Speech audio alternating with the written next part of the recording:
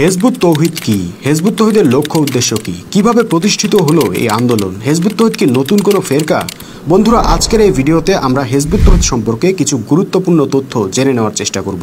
আশা করি ভিডিওর শেষ পর্যন্ত আমাদের সঙ্গেই থাকবেন। হিজবুত তৌহিদ কি? বন্ধুরা, হিজবুত তৌহিদ হলো বাংলাদেশের একটি অরাজনৈতিক আন্দোলন। 1995 সালে এই আন্দোলন প্রতিষ্ঠা করা হয়। আন্দোলনটি প্রতিষ্ঠা করেন বাংলাদেশের ঐতিহ্যবাহী পন্নী পরিবারের উত্তরসূরি ইমামুজ্জামান জনাব মোহাম্মদ বায়েজিদ খান পন্নী। হিজবুত তৌহিদের লক্ষ্য উদ্দেশ্য কি? হিজবুত তৌহিদের লক্ষ্য উদ্দেশ্য হলো মানব জীবনে আল্লাহর দেওয়া সত্য দিন কায়েমের মাধ্যমে ন্যায়, শান্তি, সুবিচার ও নিরাপত্তা প্রতিষ্ঠা করা। বন্ধুরা, পৃথিবীর দিকে তাকালে আজ দেখা যায় পুরো মানবজাতি অন্যায়, অবিচার ও যুদ্ধ রক্তপাতে নিমজ্জিত হয়ে আছে। এর প্রধান কারণ হলো আমরা মানবজাতি আল্লাহর সার্বভৌমত্ব বাদ দিয়েছি। তারপর মানুষের সার্বভৌমত্ব মেনে নিয়ে মানুষের তৈরি ব্যবস্থা দিয়ে জীবনযাপন করছি।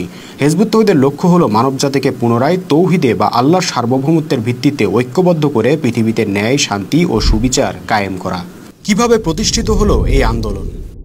হিজবুত তৌহিদের প্রতিষ্ঠাতা জনাব মোহাম্মদ বায়েজিদ খান পন্নী ছোটবেলা থেকেই খুব পড়ুয়া মানুষ ছিলেন।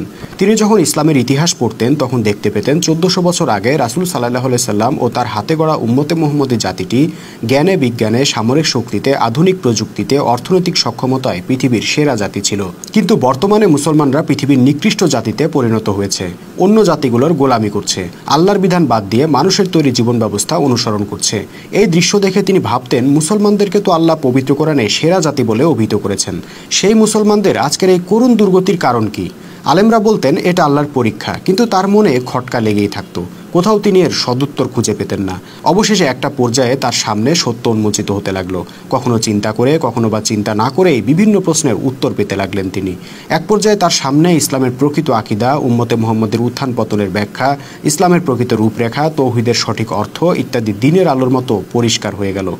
তিনি বুঝতে পারলেন হেদায়ার এই জ্ঞান স্বয়ং আল্লাহর পক্ষ থেকে এসেছে এবং সেই সঙ্গে এই হেদায়াকে প্রতিষ্ঠার দায়বদ্ধতাও তিনি উপলব্ধি করতে পারলেন। আর সেই উপলব্ধি থেকেই সমস্ত পৃথিবীতে পুনরায় আল্লাহর তৌহিদ ও তৌহিদ ভিত্তিক সত্যদিন প্রতিষ্ঠার জন্য তিনি গঠন করলেন হিজবুত তৌহিদ আন্দোলন। হিজবুত তৌহিদ কি নতুন কোনো ফেরকা? আসলে হিজবুত তৌহিদ নতুন কোনো ফেরকা নয়, বরং সকল প্রকার ফেরকাবাজি বন্ধ করে পুনরায় মোমেনদেরকে ঐক্যবদ্ধ করার জন্য হিজবুত তৌহিদের আবির্ভাব হয়েছে। আমরা সবাই জানি ইসলামের নীতি হলো সকল মোমেন জামাতবদ্ধ থাকবে ও একজন অবিসংবাদিত ইমামের হাতে বায়াত নিয়ে তার নেতৃত্বে দিন প্রতিষ্ঠার সংগ্রাম চালিয়ে যাবে। উদাহরণস্বরূপ রাসূল সাল্লাল্লাহু আলাইহি সাল্লাম যতদিন জীবিত ছিলেন সাহাবীরা তার হাতে বায়াত নিয়ে জামাতবদ্ধ ছিলেন। তিনি ইন্তেকাল করার পর সকল মোমেনরা আবু বকর রাদিয়াল্লাহু আনহুকে ইমাম হিসেবে মেনে নিলেন এবং তার হাতে বায়াত নিয়ে জামাতবদ্ধ হলেন। এরপর ইমাম হলেন উমর রাদিয়াল্লাহু আনহু। এভাবে মোমেনদের জামাত চলতে থাকলো। কিন্তু ইতিহাসের কাল পরিক্রমায় আজ আমাদের মধ্যে মোমেনদের সেই জামাতও নেই, ইমামও নেই। ফলে পুনরায় একজন ইমামের হাতে বায়াত নিয়ে মোমেনদের অখণ্ড জামাত গঠন করার প্রয়োজন হয়ে পড়েছে। বলা বাহুল্য, সেই নবগঠিত জামাতটাই হলো হিজবুত তৌহিদ। আসলে হিজবুত তৌহিদ কোনো মানুষের ইচ্ছায় গঠিত হয়নি। আল্লাহ স্বয়ং এই আন্দোলন গঠন করিয়েছেন তার মনোনীত বান্দাকে দিয়ে। উদ্দেশ্য অত্যন্ত পরিষ্কার। তিনি চান ছড়িয়ে ছিটিয়ে থাকা মোমেনদেরকে পুনরায় তৌহিদের ভিত্তিতে জামাতবদ্ধ করতে, তারপর পুনরায় মোমেনদের সংগ্রামের মাধ্যমে সমস্ত পৃথিবীতে আল্লাহর সত্য দিন প্রতিষ্ঠা করতে। সেই লক্ষ্যেই সংগ্রাম করছে হিজবুত তৌহিদ। এখন আপনি বলতেই পারেন, পৃথিবীতে 800 কোটি মানুষের মধ্যে কয়জন মানুষ হিজবুত তৌহিদ করে? এত অল্প সংখ্যক মানুষ কিভাবে এত বড় উম্মাহ গঠন করবে? ভাই, এই প্রশ্নের উত্তর আল্লাহ জানেন, আমরা জানি না। আমরা শুধু এতটুকু জানি যে আল্লাহ কারো সংখ্যা দেখেন না, আল্লাহ দেখেন মোমেন।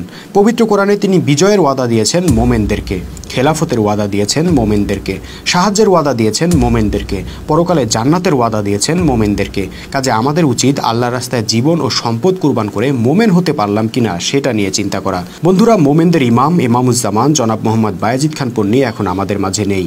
তিনি 2012 সালে ইন্তেকাল করেছেন। এরপর মোমেনদের ইমাম হিসেবে দায়িত্বভার গ্রহণ করেছেন জনাব হোসাইন মোহাম্মদ সেলিম। আমরা হিজবুত তৌহিদ অত্যন্ত দৃঢ়ভাবে বিশ্বাস করি ইমামুজ্জামান জনাব মোহাম্মদ বায়েজিদ খান পন্নী যেমন আল্লাহর মনোনীত ইমাম ছিলেন, তেমনি জনাব হোসাইন মোহাম্মদ সেলিমও আল্লাহর মনোনীত ইমাম।